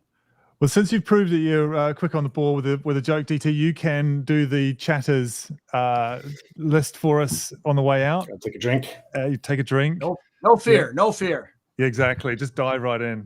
Danger Zone. Douglas Dowell, JD. Ghost on the Half Shell. Algorithm. Lana Dell Hates the Clock. Michael D'Souza Cruz. Tony Wilson. Bob Lior. Blue Bay. The Talk Watcher, Against the State, Shot, TR, Nadia, Yvette, Chambers, Reagan Boychuk, nice to see you here, Reagan, Ashgard, Archaea, Django Geek, Panic Button, Nina Allchurch, Kevin Mays, William Branch, Larry Summers, Thomas Rays, Alex Plant, Captain Awesome, David Collins, Space, Big Hammer, Hans Rudolph Suter, David Wilkie, Satya Sarma, Helena, CBDC4AI, Commissar 81, Mike Foss, Aiden Wells Smith, CLD, Inventive Harvest, Toto Now, David Gordon, Jonathan Frost, Aussie Trader, Tenzin Namdak, David Fields, Pet Rock. Thank you all for chattering. That was amazing. Amazing. And not a single stumble. I think the deliberate approach is the way to go. Don't race it. Just I've heard that if you ever get invited to throw out the first pitch, you need to not get up there and think you're going to be, like one of the pros and whip it across the plate. You need to just treat it like a game of catch with your dad and lob the ball. So I knew I wasn't going to be, in there with the heavy hitters at reading it. I just needed to slow and patient, read through, take a look, sound it out. Not like Mike. Not like Mike. But yeah, hang on. Mike's got to know everybody there. He's got his pronunciations down. I'm pretty sure he's practicing all week for the regulars. So he's trying to get his time down. He's going for yeah. It's what he'll be listening to when he's fixing his roof. He'll just have this on repeat, all the pronunciations. Yeah, on a loop. Yeah. That's it. DT, has been an absolute pleasure having you back. And even though I wasn't here the last time round, that's a collective. Great to have you back again. And anything that people should know to do next if they want to follow up on this chat, to follow you, to maybe read some literature, anything that you'd like to stand out? Yeah, I don't have kind of a regular formal platform for the things that I'm producing. A lot of what I produce is internal for the government. I do occasionally write op-eds. I sound off on Twitter and pardon me, X. But increasingly, I think I'm going to be looking to Blue Sky to do that sounding off. I've said that before, so we'll see what happens. I also, get the opportunity to speak to politicians and bureaucrats. In fact, on Tuesday, I'll be appearing at Canada's Standing Committee on Finance as part of their pre-budget consultation. And so that may produce some kind of public-facing output that I'll definitely let folks know. So the usual places you can see what I'm saying if you care about that at all. And occasionally I'll say stuff in a way that is more accessible to people. So yeah, thanks to everyone for tuning in. And thank you so much for having me. It's a pleasure every time. Great stuff. All right, everybody, till next time, take care, be nice, look after yourself. Remember to brush your teeth, visit your mum and hit subscribe and the bell so you know when we're on next time with Tony Wilson. Till next time, it's goodbye from Steve Keen and friends, and we'll see you next time.